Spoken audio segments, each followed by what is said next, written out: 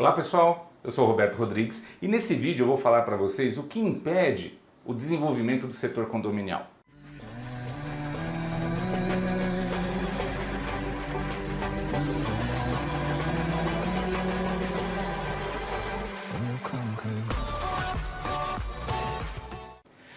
Quais são os 7 principais erros que impedem o desenvolvimento do trabalho dos síndicos profissionais em condomínios?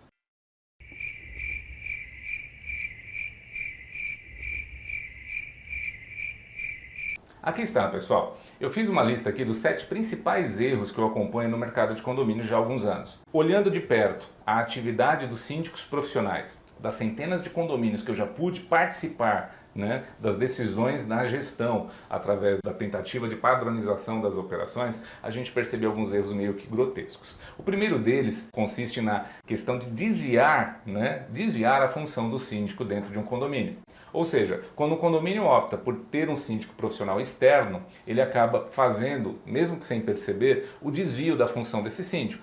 Pois, como a gente já viu nos outros vídeos, a função principal do síndico é de representar os interesses do condomínio. E quando a gente fala de condomínio, os interesses do coletivo do condomínio.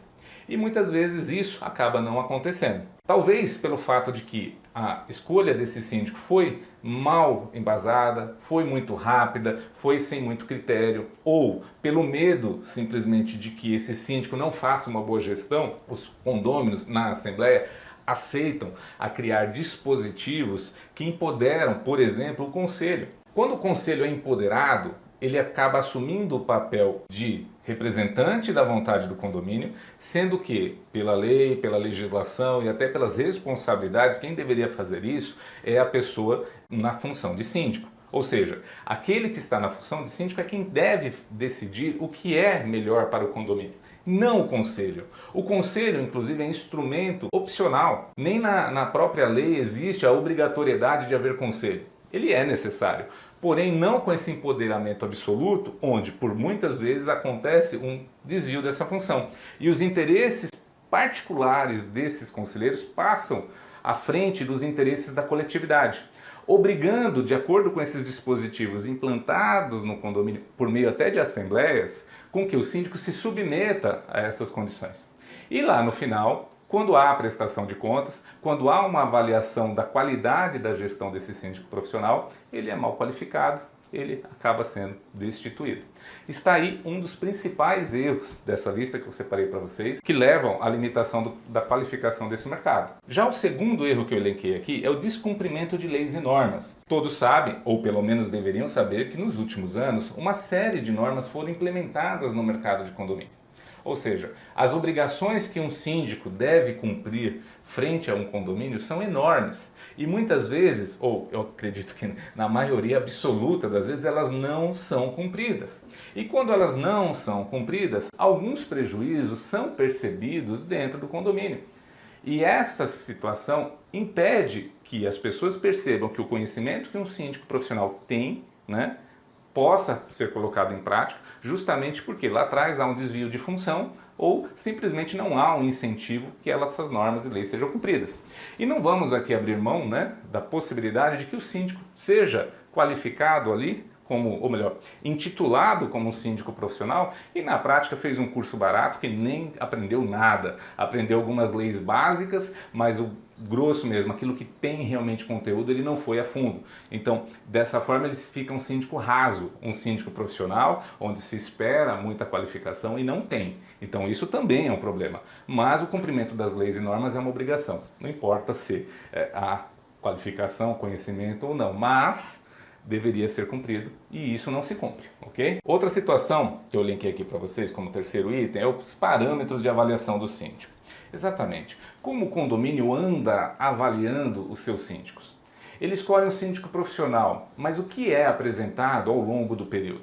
Muitas vezes essa avaliação ela acaba não sendo bem feita até por culpa do próprio síndico profissional, que é ruim de comunicação ou que não dá o devido valor para a comunicação. Muitos deles acabam se submetendo a canais de divulgação equivocados, o WhatsApp é um dos maiores exemplos de problemas que os síndicos enfrentam na comunicação. Então a falha na comunicação, a falta de conhecimento para o cumprimento adequado das leis e normas, enfim, uma série de detalhes acabam comprometendo até aquilo que ele fez bem. Ou seja, às vezes por um único item ele é desqualificado em outros 10 itens, justamente porque este item ele não soube tratar de forma adequada e muitas vezes nem teve o apoio adequado para poder, né, conseguir acertar esses pontos que às vezes não estavam tão bens. Então, percebam que a avaliação dos síndicos profissionais, muitos bons síndicos não estão sendo bem avaliados, estão perdendo mandato. O quarto item da lista aqui diz respeito ao constrangimento da atividade do síndico. Isso mesmo, constrangimento. O síndico muitas vezes ele é colocado de forma constrangida, ele se constrange em tentar fazer um bom trabalho, porque ele acaba percebendo que se ele fazer um bom trabalho, fazer aquilo que é necessário para o condomínio, além daquilo que é pedido pelos condôminos, ele vai enfrentar problemas políticos com os conselheiros. Às vezes um conselheiro não quer que faça alguma coisa porque interfere na vida pessoal dele, ali na rotina pessoal dele, e ele acaba usando aquele poder instituído a ele, por fazer parte do conselho, sobre o síndico profissional, acaba impedindo que o síndico faça aquilo que tem que ser feito. Ou seja, o síndico se sente constrangido a executar uma determinada ação por conta de questões políticas. Muitas vezes são por questões comerciais.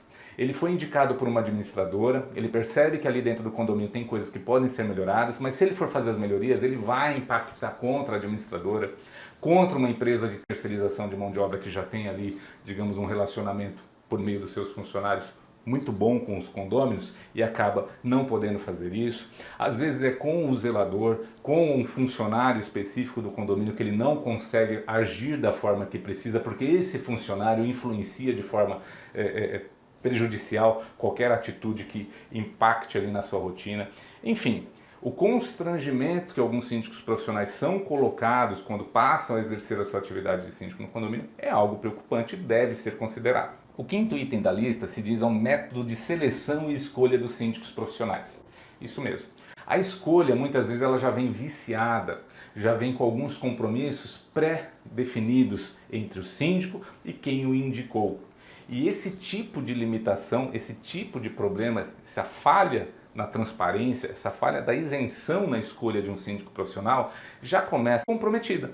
Então, a gestão desse síndico profissional acaba não sendo muito bem avaliada, acaba não cumprindo as leis e normas, acaba, enfim, entrando em colapso justamente porque os compromissos firmados no início impedem ele de exercer uma boa atividade. Ele agrada poucos e deixa de agradar muitos. E quando ele deixa de agradar muitos, o reflexo não tem outro, é a destituição, é a perda do mandato de síndico no condomínio. Um outro problema, que inclusive vai gerar alguma polêmica nisso que eu vou dizer, até por conta de alguns posicionamentos de outros especialistas que não concordam com isso que eu vou falar, é a centralização do poder.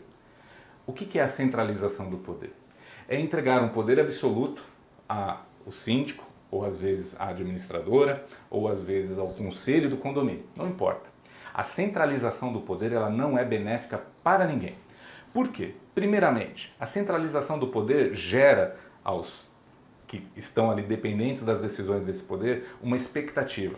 E essa expectativa, muito grande, por conta do muito poder entregue, acaba sendo frustrada. Então, quando se diz hoje no mercado que um síndico deve ser um super-herói, isso está equivocado, isso é um erro. Na verdade, o mercado precisa de um outro posicionamento, não centralizador. O centralizador tem limitações. Por quê? A gente vai limitar todos os benefícios, todos os resultados em cima de um único agente. Seja ele o conselho do condomínio, seja ele o síndico ou os demais. Tem que descentralizar o poder. Então, o síndico ele precisa entender um pouco mais, estudar um pouco mais sobre as melhores formas de descentralizar esse poder dentro de um condomínio. Então, guardem esse item. Não seja você, não tente você escolher um síndico super-herói para o condomínio. E se você for o síndico profissional, você for a síndica profissional, não tentem se colocar como os super-heróis dos condomínios. Saibam que vocês estão lá para representar a vontade do condomínio. Saibam que vocês têm que escolher alguém que represente a vontade do condomínio. E a partir daí, a vontade, ela pode ser descentralizada. Ela pode ser executada por meio da descentralização. Pensem nisso. Isso é um dos piores problemas que hoje a gente vê acontecendo, que eu vejo particularmente acontecer no mercado.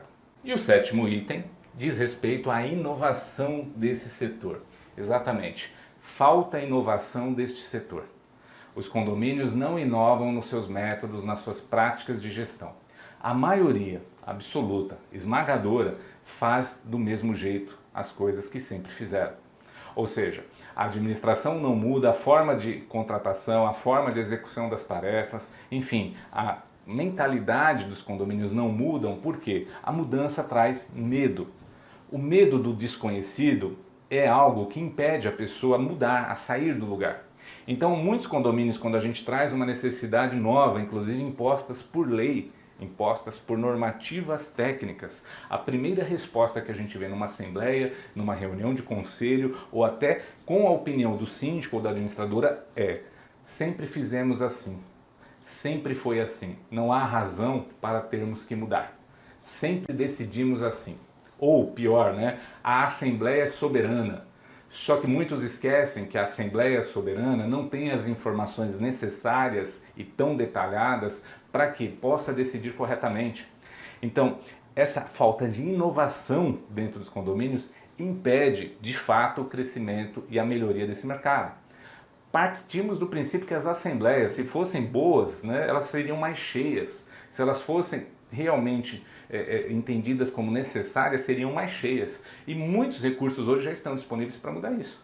Basta a gente usar, por exemplo, assembleias virtuais. Tem vários modelos, várias formas de fazer isso, né? Enfim, existem vários dispositivos além da assembleia para ajudar o síndico e o condomínio a decidir o melhor, a decidir de forma inovadora, muitas vezes menos burocrática e mais simples. Para finalizar esse vídeo, eu vou deixar aqui alguns pensamentos para você analisar e refletir. Quem está tentando a reserva deste mercado através dessa nova proposta de regulamentação do trabalho do síndico profissional? Ou melhor, do trabalho dos síndicos em condomínios?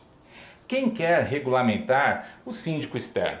Qual o interesse em fazer uma regulamentação apenas do síndico externo? Isso mesmo, essa proposta de regulamentação só diz respeito ao síndico externo. Não se fala nada sobre o síndico morador, onde muitas vezes ele é despreparado, ele não tem sequer o mínimo de conhecimento necessário para fazer a gestão da maneira básica, da maneira correta. Então, como fazer uma regulamentação que só trate sobre as questões do síndico externo e deixe de lado as responsabilidades, o direcionamento do trabalho de um síndico interno? Por fim, por que essa proposta de regulamentação sugere o CRA como órgão de controle, né, da atividade do síndico externo e não o CREA, a OAB, o CRC e tantas outras, né, confederações e conselhos que fazem até de forma mais efetiva o controle da qualidade dos serviços realizados pelos profissionais a ela vinculados? Por que o CRA e não os outros? Sendo que ser síndico é ser representante da vontade do condomínio. Ser síndico requer uma série de conhecimentos e que não necessariamente precisam ser de um único tipo de profissional. Como eu falei no primeiro vídeo, um síndico médico poderia fazer uma boa gestão, um síndico professor, um síndico economista, um síndico contador, um engenheiro, ou, enfim, quantos profissionais tão qualificados existem para fazer a atividade síndico e por que escolher justamente a do CRA? Na verdade, o CRA já há alguns anos participa do mercado fazendo o controle das administradoras. Por que não controlar sim as administradoras e os síndicos, né, deixarem aberto como um cargo eletivo, como sempre foi? Qual o benefício disso? Será que o viés político, o viés de pelego, né, como a gente diz, referenciando aos sindicatos, não é o que está por trás disso? Tome cuidado, pense melhor, vamos ver se realmente o mercado precisa ser qualificado por meio dessa nova proposta de regulamentação ou o que falta é o conhecimento, é o compartilhamento de conhecimento para as boas práticas. Agora você quer saber como resolver isso? Você quer descobrir como resolver isso? Eu vou deixar aqui para vocês 4 caminhos. 4 caminhos viáveis que você pode adotar para conseguir condomínios, manter seus condomínios, caso você seja um síndico ou uma síndica profissional, né? Ou ainda um síndico voluntário que quer entrar bem nesse mercado de síndicos profissionais, ou mesmo para você que é condômino, que mora ou trabalha dentro de um condomínio e quer acertar, né? Quer fazer com que seu condomínio fique melhor, pois afinal de contas é o seu patrimônio, é a sua segurança que estão ali investidos na mão de um comandante ali, de um representante daquilo que você espera. Então, se você quer saber quais são esses 4 caminhos, Veja o próximo vídeo e eu vou te dizer quais são eles.